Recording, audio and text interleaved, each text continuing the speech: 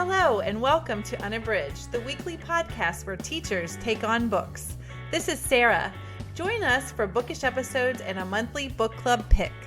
This is Ashley. Find us on Instagram, Facebook, and Twitter at UnabridgedPod or go to our website, unabridgedpod.com, where the books we read are linked for purchase. This is Jen.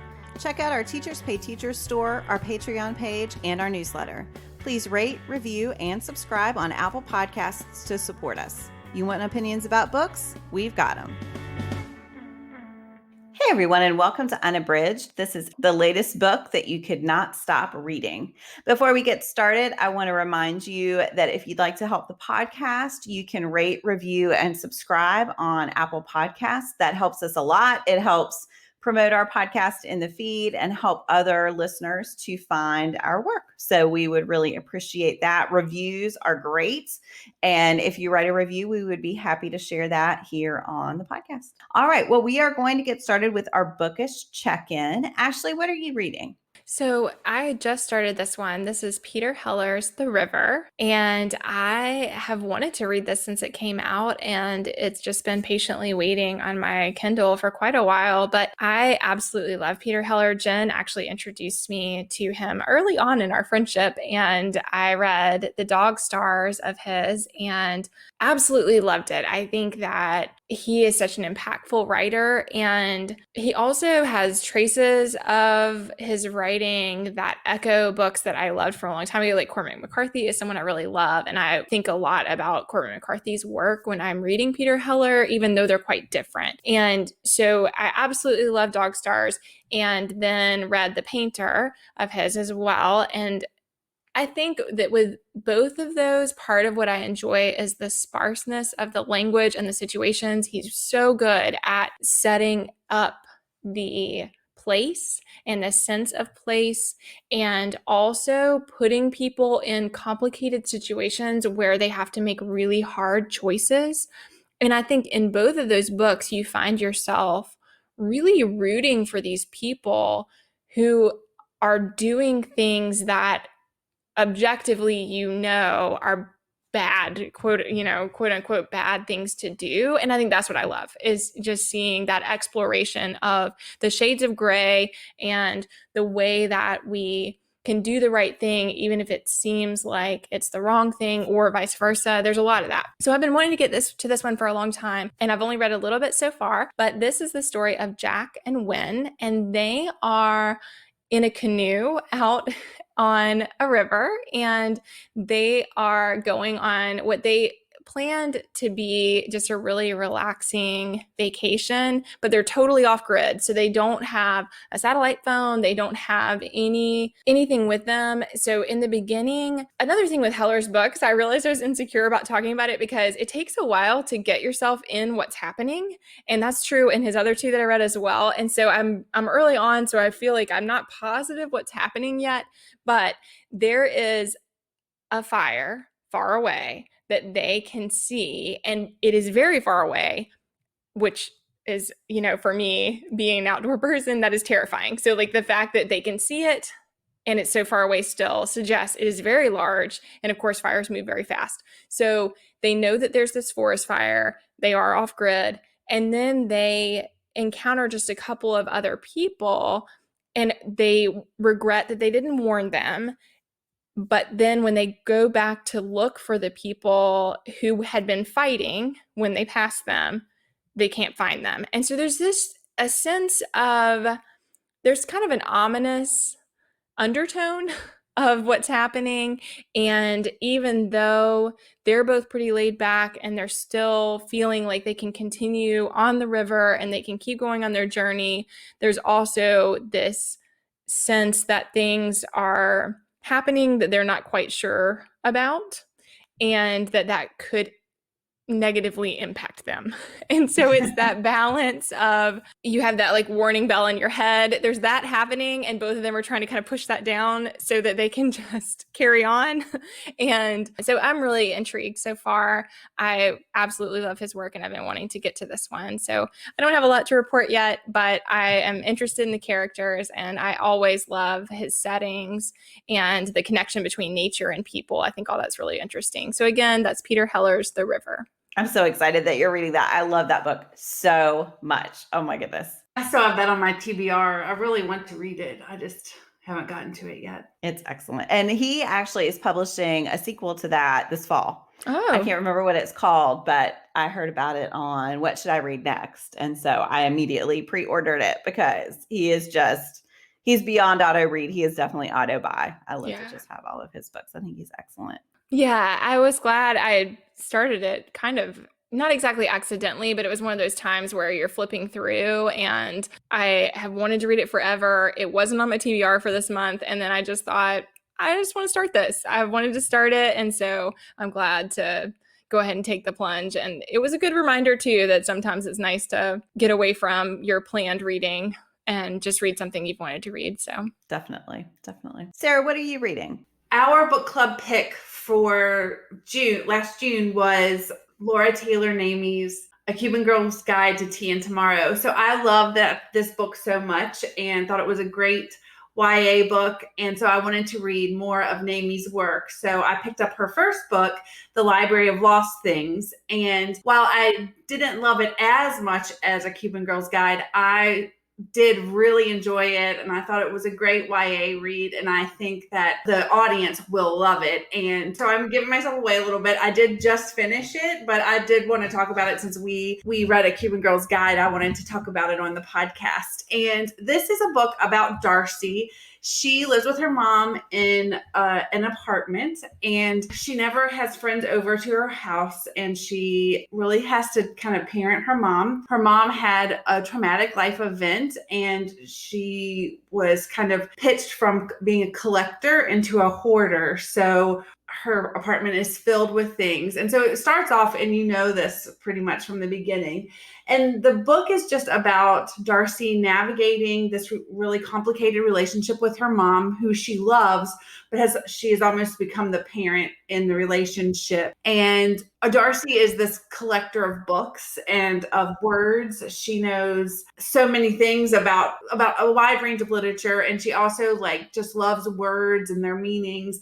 And that's kind of where the name of the book comes in. And she works in a bookstore and she meets a boy. And it's a really sweet story with a lot of heart about getting to that point where you're making all these life decisions and transitions. She's going to be graduating from high school. And it's just about her navigating all these things with also having to deal with the fact that she is embarrassed of her home and she can't, she doesn't want to bring anybody there. And there's a complicated issue with her father.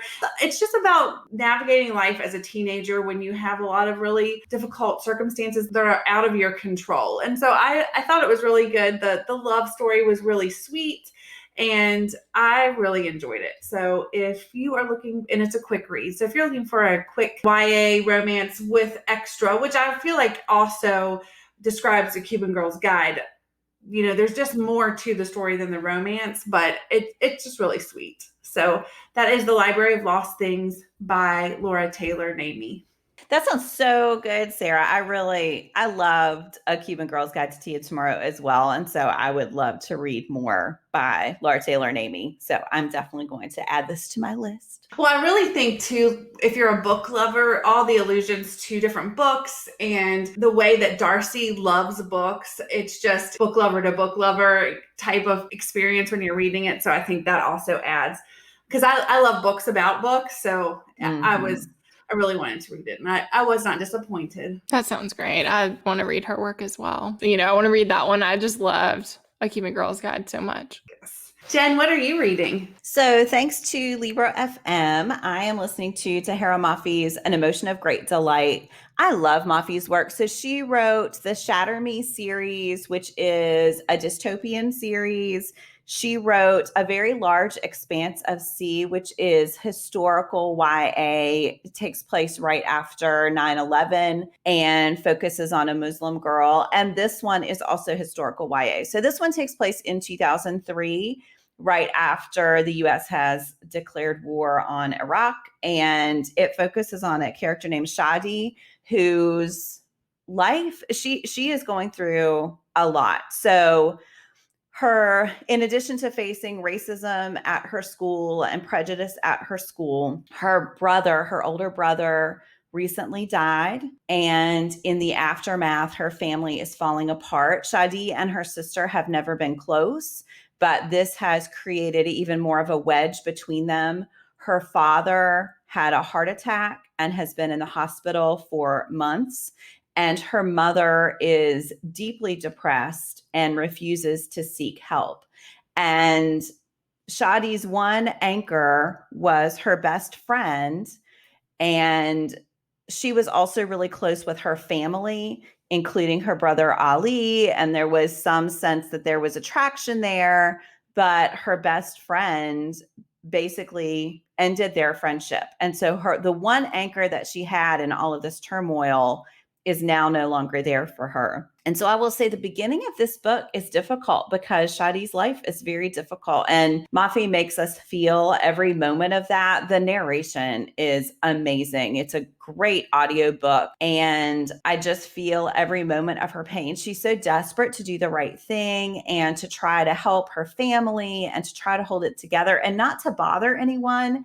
She's very desperate not to add to anyone else's burden. But then you see what a burden that is for this teenager to try to take on the burden of her family, but also to hide the fact that she is also struggling. So she hasn't told her family that her friendship has ended. She's still maintaining this facade that everything is continuing in her life just the way it was.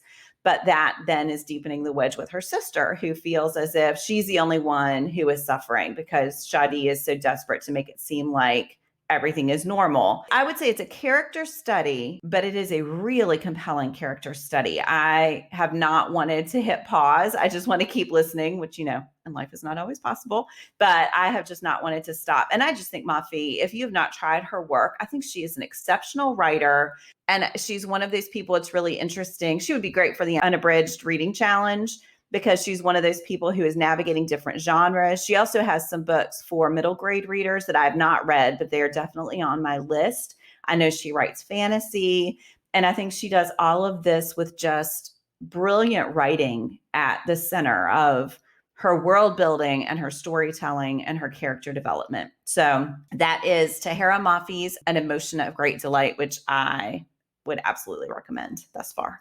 Man, I will be listening to that one very soon. I've wanted to dig into her work, and I saw that and was excited to see it on Libro FM, but that just sounds phenomenal.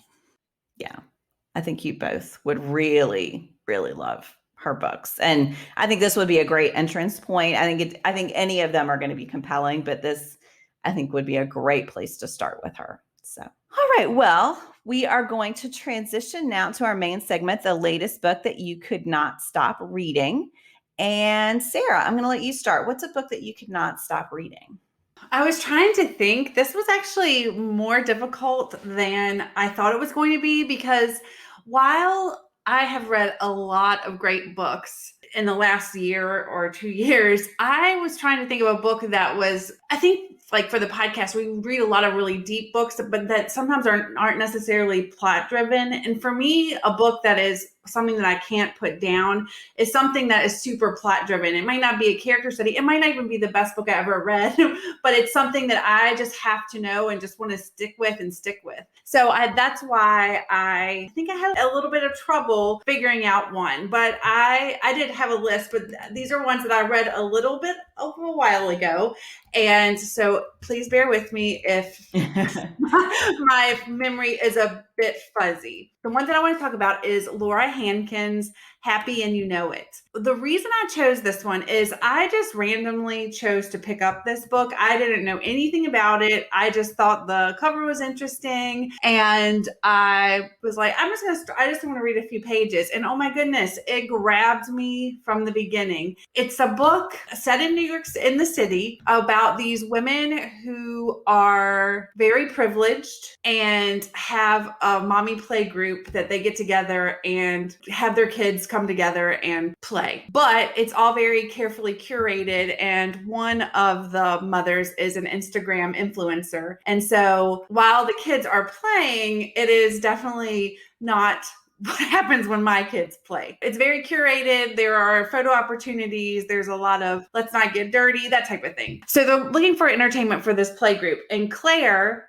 is a musician who is kind of down on her luck and having some issues with money, and she happens to get in contact with this play group, and they hire her to come in and sing with the kids. But what I think about this novel is there are all these twists and turns. I mean, that is what I just described is the center of what the book is about. But then with that are all these women. You learn about all their like different lives, the way that they interact with their spouses, and just how they interact with their kids. And it is just so twisty. I just did not see it coming. So I don't want to give any spoilers, but I think that if you you have to be okay with reading about very privileged people, and everybody has problems, but these people are very privileged and they are very out of touch with reality in some ways. But I can see past that, and I just thought it was very compelling. I felt like I often didn't know where we were going, but then when we got there, I felt like it was a huge payoff. So I really enjoyed it. I thought it was a page turner. I almost read it in 2 sittings, which that's a lot to say for me. I just really liked it. And I thought it was surprising and very well done and really smart. And I liked it a lot. So it is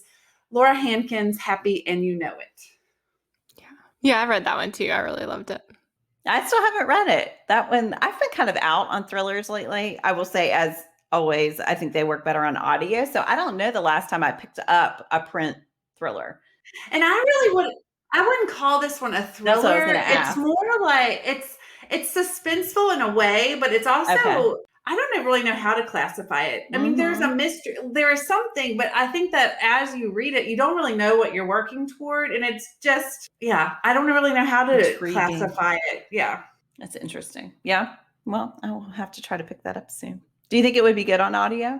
I think it would. Yeah. It's a fast read on print too, though. I just have to say, I have it pulled up on Amazon just to see the summary, just to remind myself of the names. And for some reason, it says for the editors pick best nonfiction. That is not accurate, and it is not nonfiction.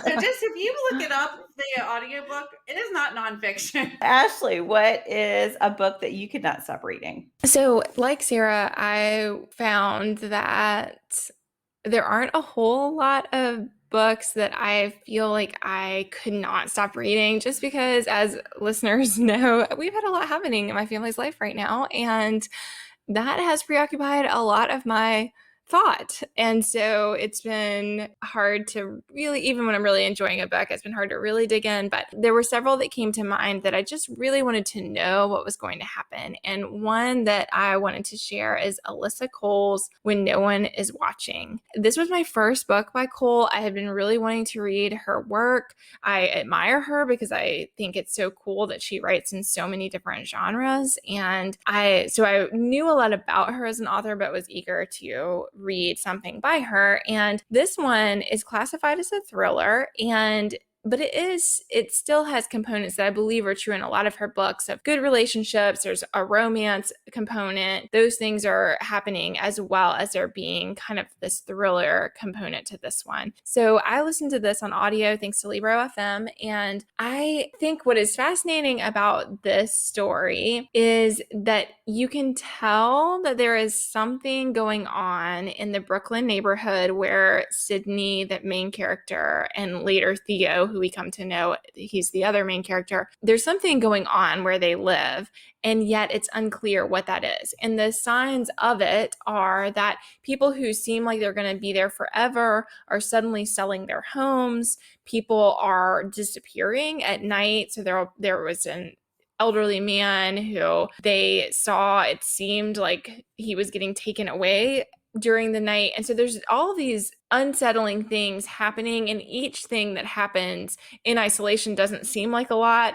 But then as Sydney, who is interested in the well-being of the neighborhood, starts to put together the events, she realizes that something's going on. And early on, Sydney and Theo are at odds. So she is a Black woman. She has come to live with her mom, come back home. So she's dealing with that. This is her childhood home. She'd been away and now she's coming back. And so she's kind of navigating that feeling of her life didn't play out the way she wanted it to. And she wants to care for her mom, but she also is reeling from the ways that her life changed and didn't happen in the way that she hoped it would be.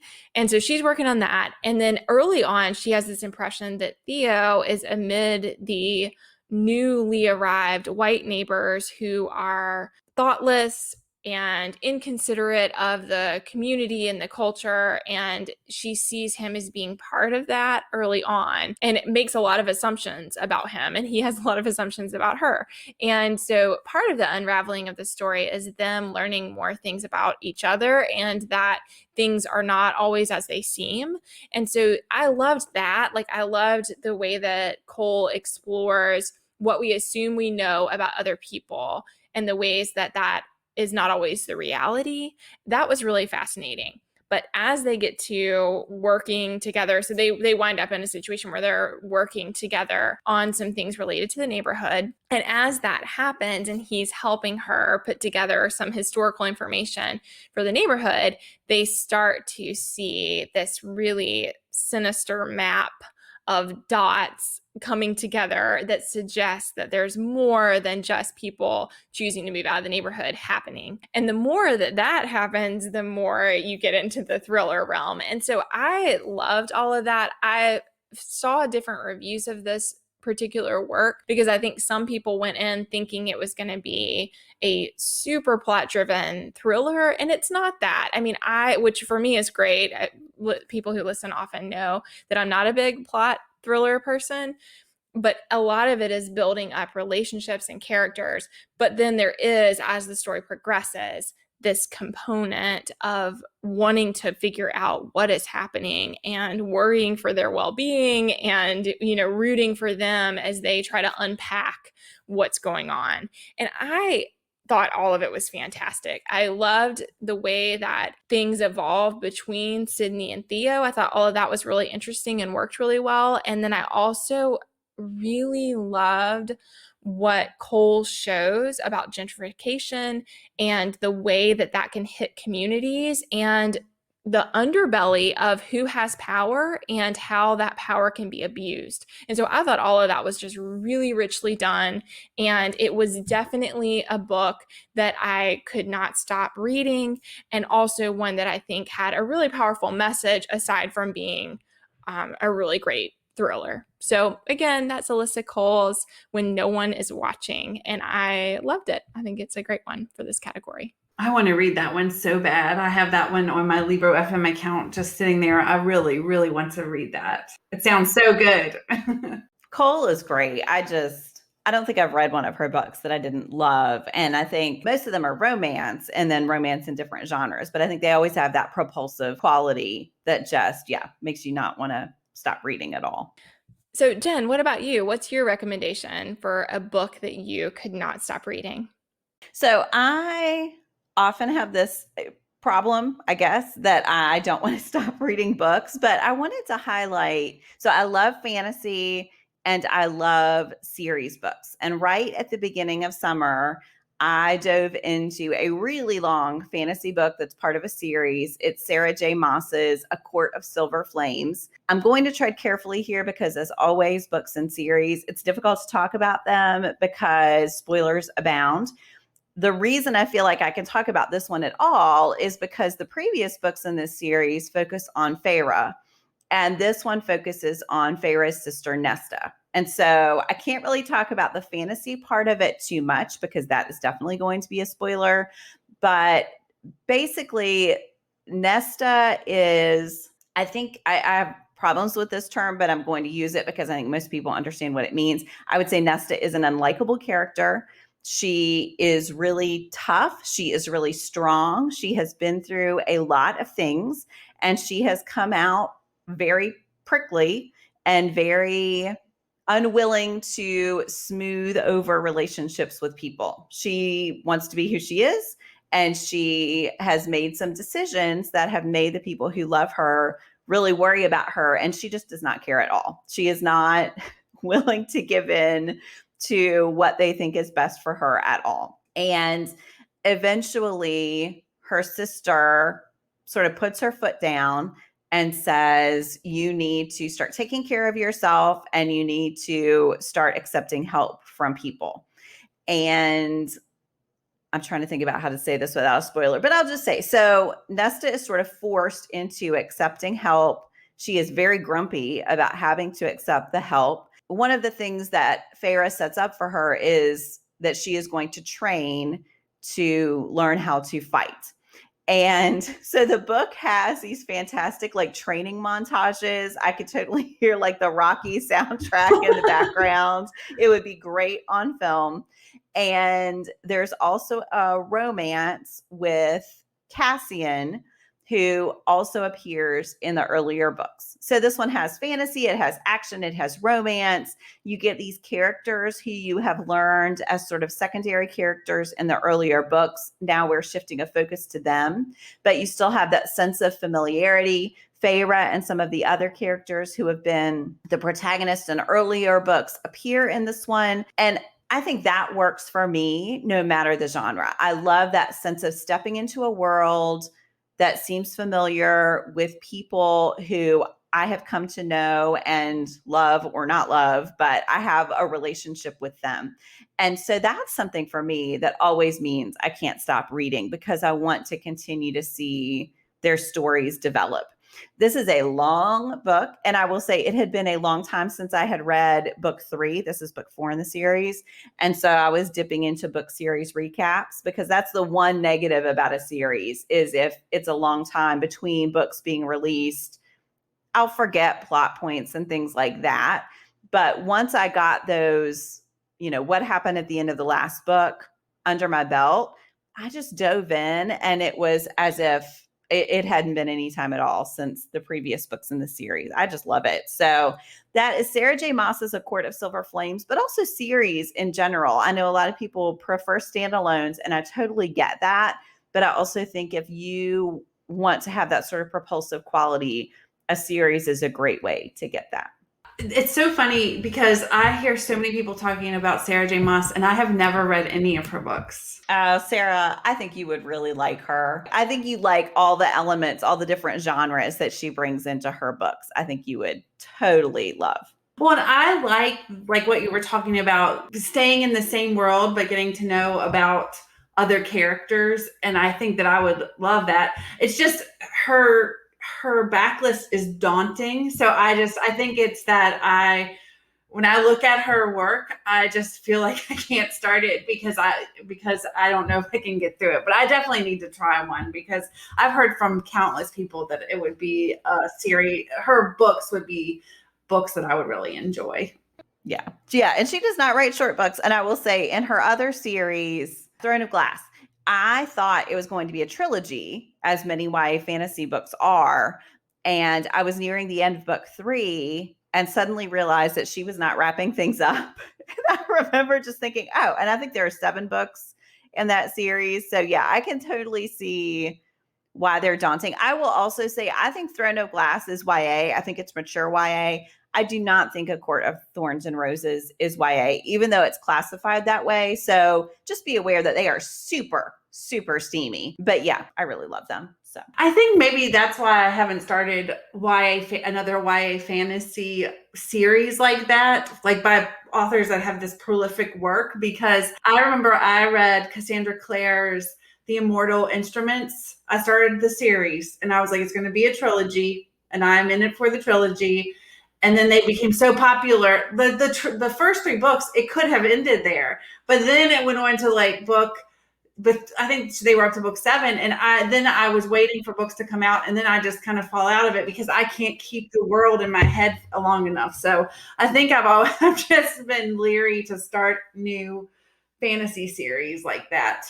Yeah, I get that completely. But I think this is a good one to start. If you have to choose, I think this is a good one to start. So. Well, it sounds like there are plenty of books to get through before a new one might come out. Yes, that is definitely true. It'll keep you busy. Okay, well, we would love to know what books you could not stop reading. You can head over to our social media at Unabridged Pod and let us know. To close out this episode, we are going to do our Give Me One, and today's topic is go-to snack foods. So Ashley, what is your go-to snack food? I should have thought a little more about this ahead of time. I love snacks, but I am like, what do I normally go to? One thing I learned from Sarah is that lightly salted almonds are delicious. So that is a go-to snack food that I am currently missing. I love those, and I often have them on hand, and I do think I go to those pretty frequently. I also currently, this is like not something I ever eat at home, but I am eating a large quantity of original flavor Pringles right now. So that is a Morocco snack food that is happening for me. Oh, that's interesting. That was always my dad's fishing snack food. He would bring a tube of Pringles. So I never eat them at home. I'm not sure, but yeah. Well, because I guess too, like to take them fishing, they don't get all scrunched up, you know, because they're in the tube. Yep, they were very practical. That was Good always a preservation. Yep, and they don't get stale right away. So yeah. Yeah.